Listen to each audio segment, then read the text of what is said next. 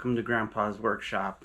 Today we're going to be building a fluid bed for powder painting your jig heads.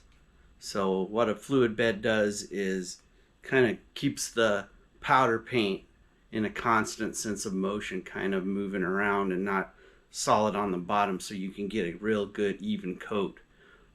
So just using simple parts you can get from hardware store and Walmart, whatever. Show you how to make one of those. Okay, in order to make this fluid bed, you're going to need some PVC fittings from the hardware store. Here I have 2-inch. You also needed some 2-inch PVC. This is a Schedule 40 PVC. I've been making most of mine in 2-inch. If I was to be doing a lot of spinner baits, I think I'd go to 3, maybe 4-inch. Have a little more room to get the wire and stuff in there without having to bend it up too much. But most ones I have built, I built out of 2-inch. What you're going to need is 2 2-inch slip-on couplings, a 2-inch slip-on plug, and a 2-inch slip-on cap, and a piece of 2-inch pipe, which I've cut a couple pieces at 2.5 inches long. You're also going to need a fish tank pump. I got this at Walmart. I don't remember how much it was, not very much. But you're going to have the fish tank pump with some hose. You're going to need some PVC glue and primer. Okay, what you want to do is start gluing the pieces together. Start off by taking the plug, put some primer on it. Oops. Take one of the couplings, put some primer on it. Put a little glue on there. Don't need too much, just need to make it a little bit airtight right there. Push those two together. Let those dry, and then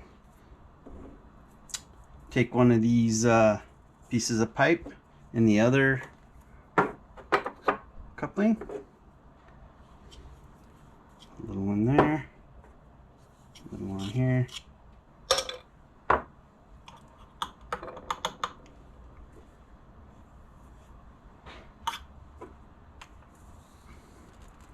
Put those two together, like so.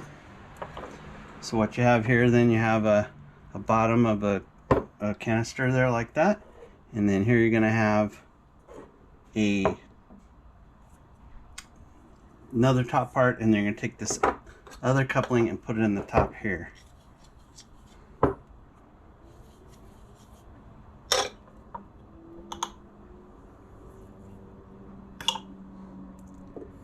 Like so. And let that dry. Okay, the next thing you want to do is get yourself a piece of paper and mark a circle about 4 inches. Cut it out.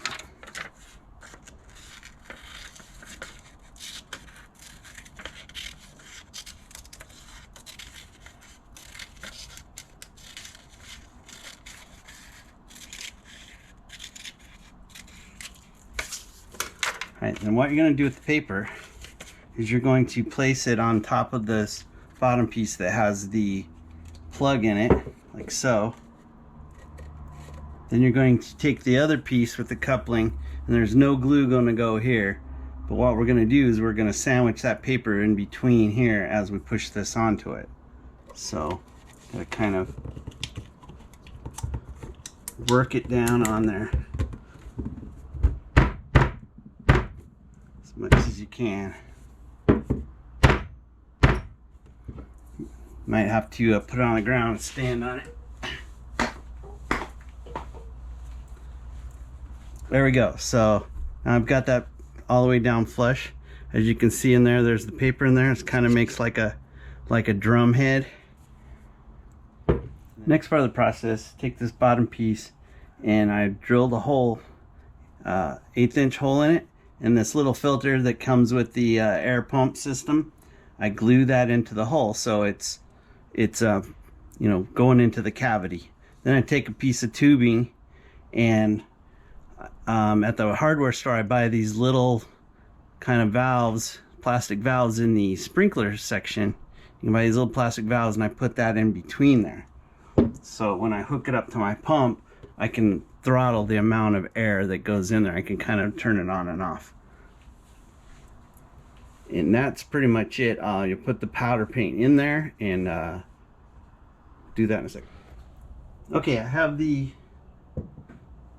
some green pumpkin powder paint I've placed inside here, and it's sitting down on that piece of paper, and I've got the air pump turned on. I've got my valve closed right now, and the powder's just sitting there. So I'm going to slowly open this up until I start to see the powder bumping up. They're starting to bump up a little there. Sometimes I'll get it going a little with something like that.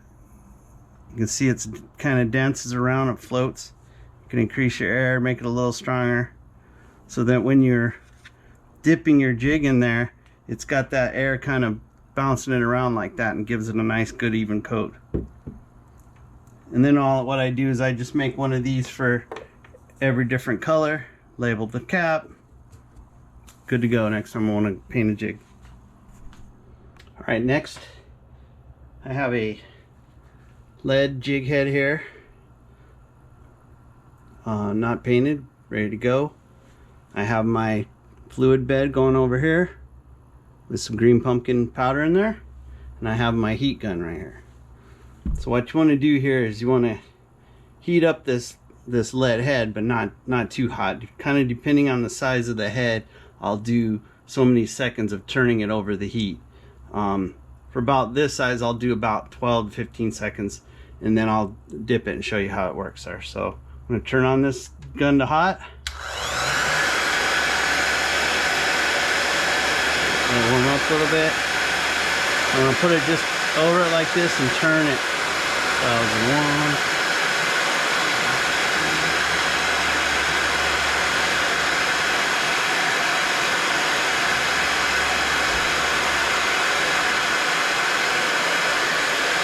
And I'm going to poke it in there, pull it out, just dip it down to where it's got a good even coat.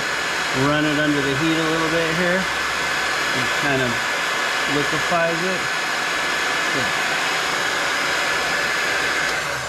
And that's what it'll look like right now, and then we'll stick it in the oven and bake it the rest of the way. Alright, so I take my freshly coated jig head to my toaster oven, hang it from the rack, put it in there, close the door up. I have this set for 350, just above 350 barely, and I go for 10 minutes. 10-minute timer, and let that bake the rest, that powder paint the rest of the way. Okay, everything cooled down on the jig, and now as you can see we have a nice even hardened coat on the lead, and it'll last quite a bit of time on there. It's pretty hard and bouncing off rocks and stuff like that.